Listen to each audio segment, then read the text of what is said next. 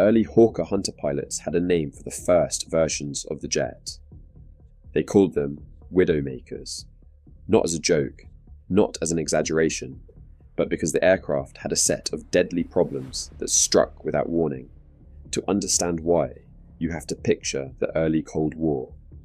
Fast jets were new. Pilots were pushing speeds and forces no one had trained for.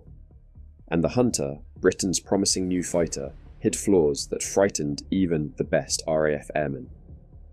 The biggest danger came from a simple issue. The engine couldn't keep up with the guns. The Hunter carried 430mm ADEN cannons, massive weapons with huge recoil and a cloud of gun gas pouring out in front of the aircraft. When the pilot fired a long burst, the jet literally flew into its own smoke. Early Hunters had trouble swallowing this thick gun gas. It rushed into the jet's engine. Intake choked the compressor and caused flameouts. Pilots described it as feeling like the engine died in one breath. You could be firing at a target 1 second and gliding with no power the next. At high speed and low altitude, that was often fatal. Another problem came from fuel. The early Hunter F1 used a fuel system that wasn't ready for the demands of a jet with such high performance. In sharp dives or steep climbs, the engine could starve of fuel for a moment. That tiny moment was enough to shut the engine down. Pilots learned to avoid certain maneuvers because they knew the Hunter could quit in the middle of them. The fix came later with redesigned pumps and controls. But in those first years, every climb and turn carried a risk. Then there was the tail. Early Hunters had a structural weakness in their tailplane, especially during high-speed dives. Compressibility, an effect caused by air building up around the aircraft at near supersonic speeds, made the controls feel heavy and sometimes unresponsive. Pilots could pull back on the stick and feel almost nothing happen. They had to predict the jet's behavior instead of reacting to it. Several accidents happened because the Hunter simply didn't pull out of a dive fast enough. For a pilot, that meant there were situations where the aircraft decided your fate, not you. The early cockpit also added to the fear.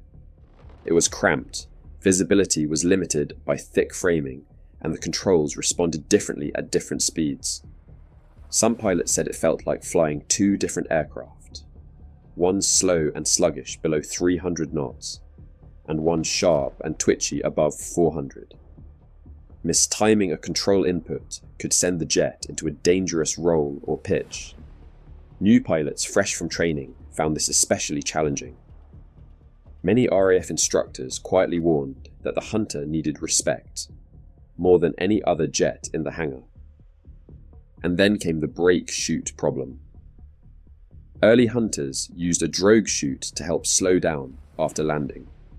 If the chute failed to deploy, and it often did, the pilot had to rely entirely on the wheel brakes. At high landing speeds, this could overheat them in seconds. Several Hunters overshot runways, skidded, or ran into barriers because they simply couldn't slow down in time.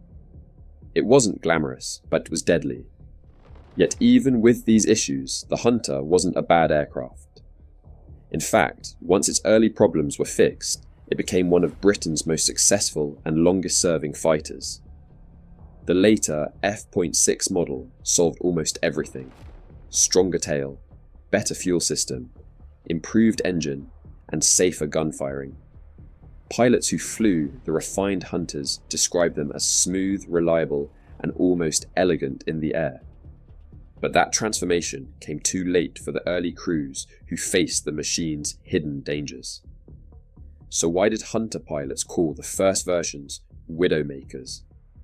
Because the aircraft had flaws that could strike without warning, gun gas that killed the engine, fuel systems that couldn't handle high G turns, tail structures that struggled at high speed, brakes that failed when you needed them most, and a cockpit that demanded absolute precision. To the pilots who flew those early Hunters, every takeoff carried a quiet question: would the aircraft hold together today? The name Widowmaker didn't come from stories. It came from experience. Hard lessons written in accidents, forced landings, and the pilots who didn't make it home. The Hunter eventually became a legend, but its early years left a shadow that pilots never forgot.